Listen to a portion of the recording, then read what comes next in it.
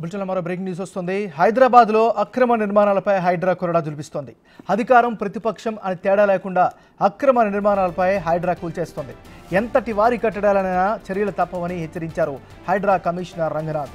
దీంతో రంగనాథ్ ఇంటికి భద్రత పెంచింది ప్రభుత్వం. అక్రమ నిర్మాణాల వెనుక బడాబాబులు ఉండడంతో రంగనాథ్కు ముప్పు ఉన్నట్లు ప్రభుత్వం భావిస్తోంది.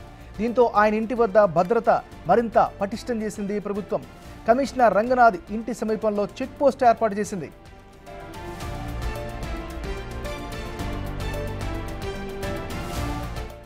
ఇక ఇదే అంశానికి సంబంధించి మరింత తాజా సమాచారాన్ని మా రిపోర్టర్ రానా అందిస్తారు. రానా, చెప్పండి.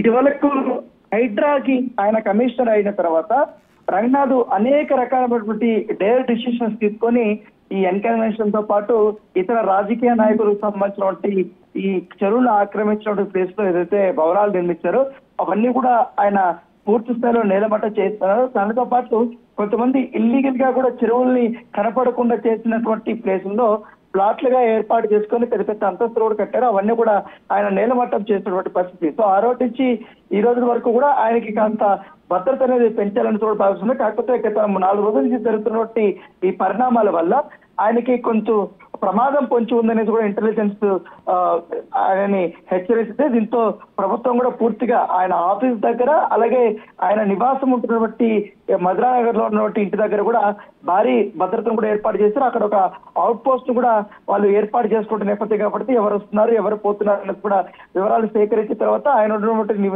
నివాసం పక్కనటువంటి వారు కానీ ఉన్నటువంటి అపార్ట్మెంట్ లో ఉన్నటువంటి వారైనా అన్ని వివరాలు కూడా వారు సేకరిస్తున్నటువంటి నేపథ్యం అయితే కనపడుతుంది. ఎందుకంటే హై సెక్యూరిటీ ఉంటుంది. ఎందుకంటే ఇంకా ఈ వారంలోనే ఈ ఓల్డ్ సిటీలో ఉన్నటువంటి మరొక భారీ భవంతులను కూడా కూల్చిపోతున్నారని సమాచారం ఉంది. ఈ నేపథ్యంలో ఇంటెలిజెన్స్ కూడా ఆయన హెచ్చరించింది. సో కూల్చివేతలు కొంతమంది పర్సనల్ గా తీసుకుంటున్నారు, కావాలని రంగనాథ్ ఇవన్నీ చేస్తున్నారనే ఉద్దేశంతో కూడా తిప్పుతున్నారనేది కూడా ఇంటెలిజెన్స్ కి సమాచారం వచ్చింది. సో ఈ నేపథ్యంలో పూర్తి స్థాయిలో ఆయనకి భద్రత కల్పించాలని కూడా ప్రభుత్వం భావించి ఈ రోజు నుండి చర్యలు చేపట్టడం. Thank you Rana.